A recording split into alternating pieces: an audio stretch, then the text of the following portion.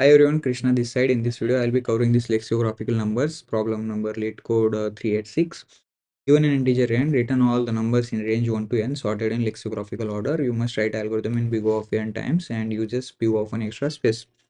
So let us see if n is 13. So the output is going to be look like this: 1, 10, 11, 12, 13. Then it start with 2, 3 till 9. Okay. So yes, the basic idea is we use a sort algorithm if they wouldn't have given this constraint for us, and we convert the data into form of string during the sorting, and we keep on comparing the data, and whatever the smallest one that we keep on adding it into the list, and that is something what we will return. That is going to take big O of n log n time complexity, and we have to write the algorithm in big O of n. So what we do is let us think of any other solutions, right? Let us look into this particular example that we have. So if n is going to be 103, so we start with 1, then we print 10. I mean, the answer is going to be like this one, right? 1, then 10, then 100. If 1000 is also in a range, so we go for 1000 as well. But since it is not, so 100 is the last one that we are trying to go from here. Then what we do is we go downward again, forward as well. So for next one is like after 100, it is going to be 101. And for 101 also, like if 1010 is again in range, so we would have gone for that as well, but it is not. So 101, after 101 it is going to be 102, then 103, then 104 as well if it is in a range, but n is actually 103, so 103 is the last one. Then we go back and then we start for 11. For 11 also, after 11 it is going to be 10110 if it is in a range, okay, but it is not, so we go back. Then it is going to be 12. For 12 also it is going to be 120 if it is in a range, but it is not, so we keep on going till 19. Okay, once for one all the possibilities that is there, once we explore them, we start looking for 2, because that's it. Like whichever the number that is starting with 1, it is going to be printed first before we start for, I mean, even if the moment we start for 2, before this 2, all the possibilities of 1 should be explored. Okay, that is the idea, right? With this lexicographical order, you doesn't matter the numbers value, if it is really a big one for comparing with 2, still it start with 1, so it should finish it earlier than this 2. Okay, now for 2 also we try to explore all the possibilities and we get that data and add it into the list, and for 3 till 9 we will do the same operations. Okay, so idea is straightforward here. So we are actually this tree like structures, if we look, right, so it is like basically looking in a form of DFS.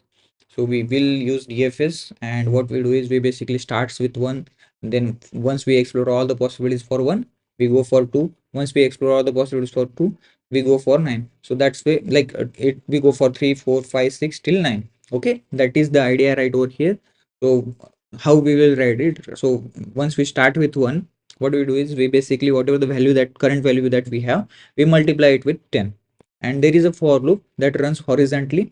Okay, and this for loop, what it does is first it adds 0, then it adds 1, then it adds 12, whatever the values that for 1, right, we multiplied it with 10, so it is going to be 10, 10 plus 1, 10 plus 2, 10 plus 3 till 19. So this, whatever the values that we are getting, we keep on checking with the cn value. If it is actually less than the cn, so we multiply it again with the 10. So those possibilities, whatever the future, in the future that we get, we keep on adding it into the list.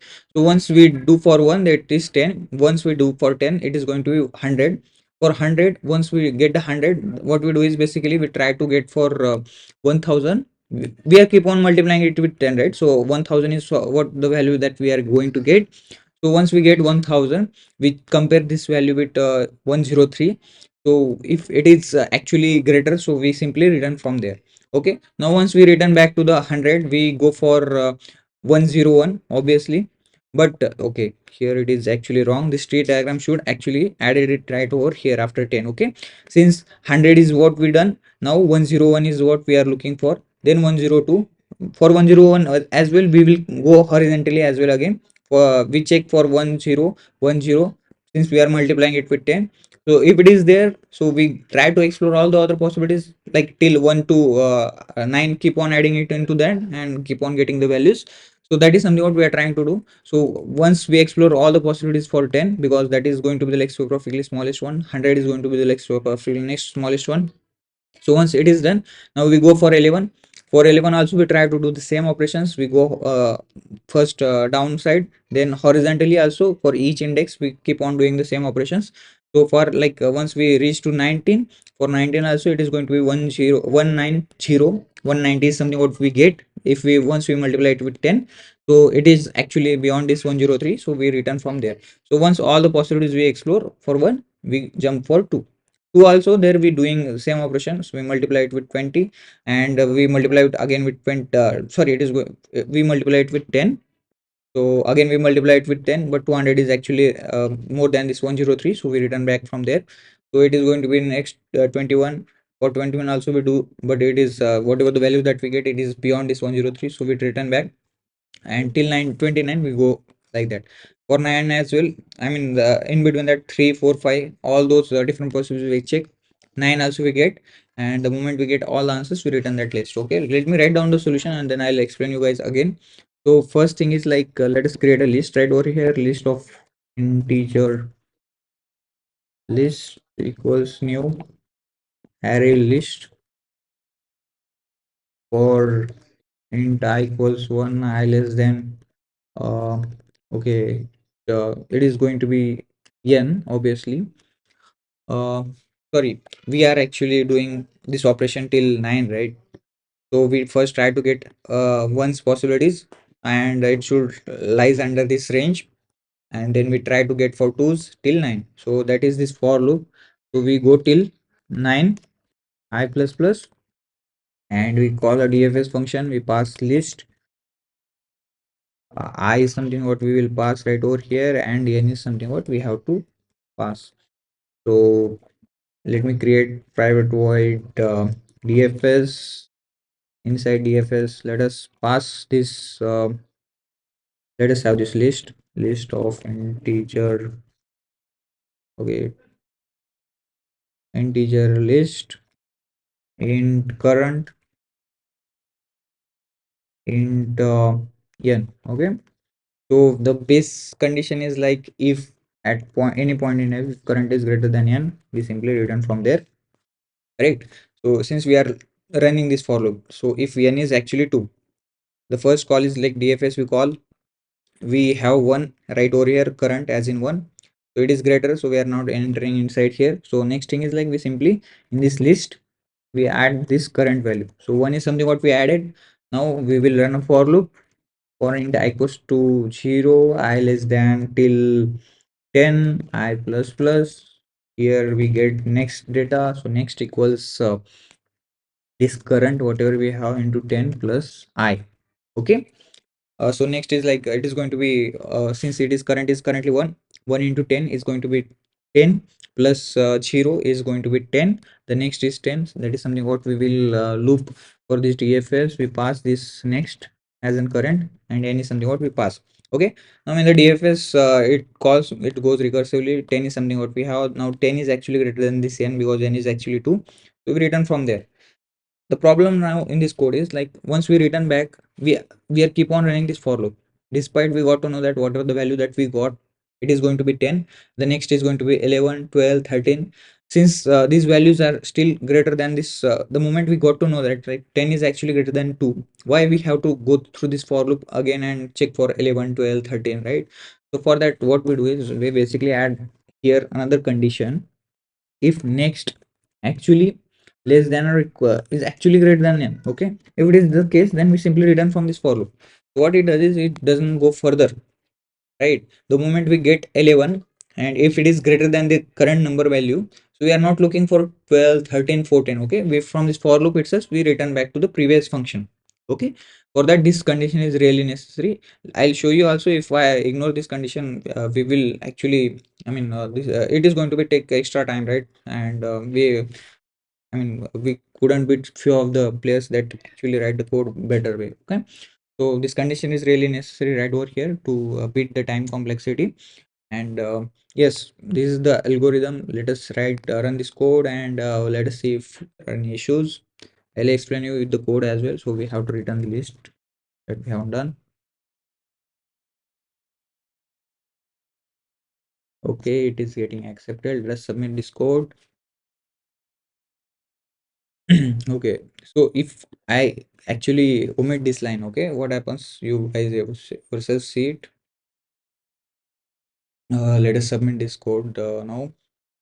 At the runtime, it is currently beating 100%, but now it beats only 71%, right? So yes, there is slight modification, right? With the help of this, we are not looking for further numbers, okay? If we once we got to know, okay, the current number itself is actually greater than n, why should we look for further, right? So this will basically avoid the recursion stack calls for the DFS and keep on, we are not looking for the next numbers. Like once we look for 11, if it is going beyond the range, we are not going to look for 12, 13, 14. Okay, so for that, this condition is really necessary. So the idea is pretty much straightforward now. For the first, what we do is, for one, we will try to get all the possibilities. We keep on multiplying the current value with the 10. We call the recursive. Again, once the moment we reach for 100, okay, and 1000 is something what beyond the range. So for 100, we will try to get next one is like 100 is something what we got. I value got incremented. This for loop is basically like for 100 it is done. Now for 101, it tried to look for the all possibilities. For 102, it tried to look for all the possibilities. For 103, so it keep on doing, and that way we will get all the values that are actually starting with 1, and that should be lexicographically smallest one. Then once for 1 it is done, we look for the second, that is 2, and for 2 also we try to get all the possibilities. For 3 also we try to get all the possibilities till 9. Okay, that way we get all the values and we keep on adding it into the list, and that is something what we will be returning. So how it is going to be big O of n? We are just simply getting the numbers. We are trying to explore the next possibility, but this is actually going out of range. So we keep on going back into the same number. Okay.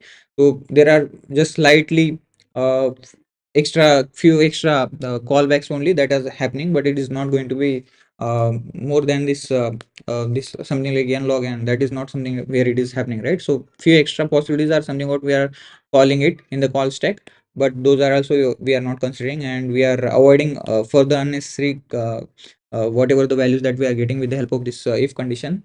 Simple if condition is avoiding all the unnecessary further possibilities that we are getting. So with this like it is approximately going to be big O of n, and this way we actually see the call stack is going to be whatever the recursive functions that we get, it is going to be till n, but that is something what keep on getting removed. Okay, whatever the values that we get at the end. So it is basically big O of n is something what the time constraint that we achieved, and space is obviously big O of n because the list is something what, even though they asked to use big O of an extra space, but still the list is something what we have to build, right? So it is going to be big O of n only.